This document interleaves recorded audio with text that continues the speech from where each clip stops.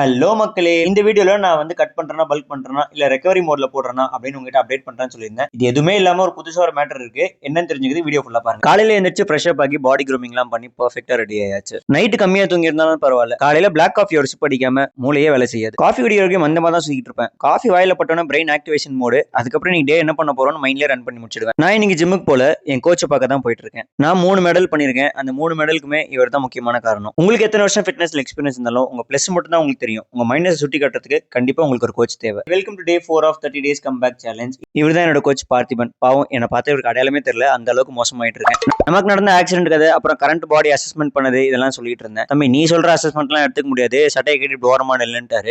Full body assessment பண்ணி பார்த்துட்டு நிறைய மசில் லாஸ் ஆயிருக்கு. செஸ்ட்ல மட்டும் ஓரளவுக்கு மசில் இருக்கு, மத்த இடம்லாம் கொஞ்சம் பயங்கரமா டேமேஜ் தான் அப்படின்னு சொல்லிட்டு இருந்தாரு. சரி நான் இப்ப கரண்ட் கண்டிஷன்ல பல்க் பண்ணலாமா இல்ல கட் பண்ணலாமா அப்படின்னு கேட்டேன். இருப்பா தம்பி, இதை வச்சுலாம் ஒன்னும் டிசைட் பண்ண முடியாது, இன்னும் கொஞ்சம் டிங்கரிங் வேலையெல்லாம் இருக்கு, மொத்தமா செக் பண்ணிட்டு சொல்றேன் அப்படின்னு சொல்லிட்டு பாடி ஃபுல்லா செக்கிங் பண்ணிட்டு இருந்தாரு. இந்த பேக் இன்ஜுரி ஆனதுல இருந்து ஸ்குவாட்ஸ்ல ஒரு சிக்கன் இருந்துகிட்டே இருந்தது. ஸ்குவாட்ஸ் பண்ணவே முடியல. பேக் பெயினுக்கு காரணம் அந்த ஆக்சிடென்ட் மட்டும் இல்ல, அந்த ஆக்சிடென்ட்ல ஏற்பட்ட ஸ்டிஃப்னஸ்ன்றதை கண்டுபிடிச்சாச்சு. மொபிலிட்டிக்கு ஒரு செக்கப் போட்டாச்சு. நமக்கு தான் வீடு கட்டுற கம்மி மாதிரி ஸ்டிஃபா இருக்குமே.